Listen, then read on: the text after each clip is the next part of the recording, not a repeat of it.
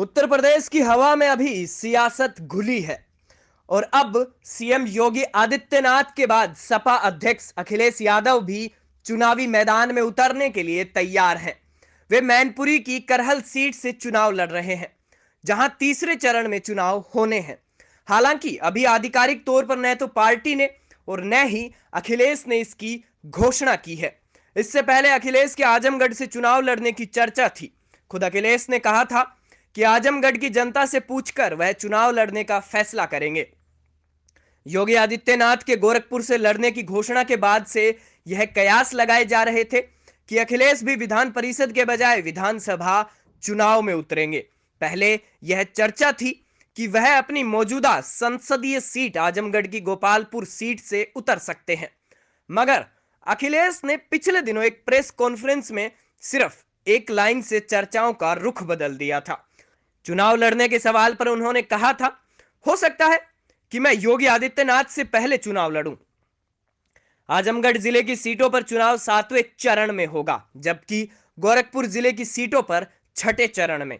अखिलेश की घोषणा से यह साफ हो गया था कि वे आजमगढ़ की किसी सीट से नहीं उतरेंगे। इटावा और मैनपुरी भी यादव परिवार के लिए हमेशा से सुरक्षित क्षेत्र रहा है। मैनपुरी की करहल सीट पर 1993 से सपा जीतती आ रही थी। 2002 में सोबरन सिंह यादव ने भाजपा के टिकट पर लड़ते हुए सपा का विजय रथ रोक दिया था।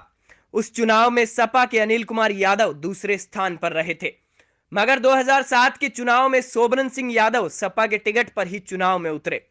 तब से लगातार वह सपा के टिकट पर ही यहां से विधायक हैं।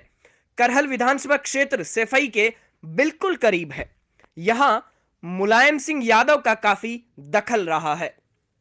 विधायक सोबरन सिंह यादव पर भी मुलायम का ही हाथ माना जाता है।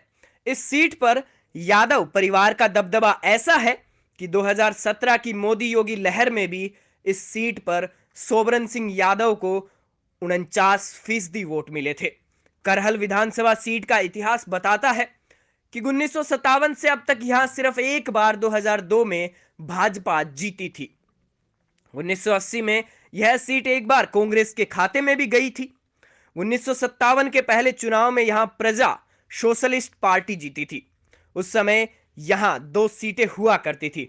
अब इंतजार है तो सिर्फ तारीख 10 मार्च का, जब यह तय हो जाएगा कि सत्ता के हकदार कौन है।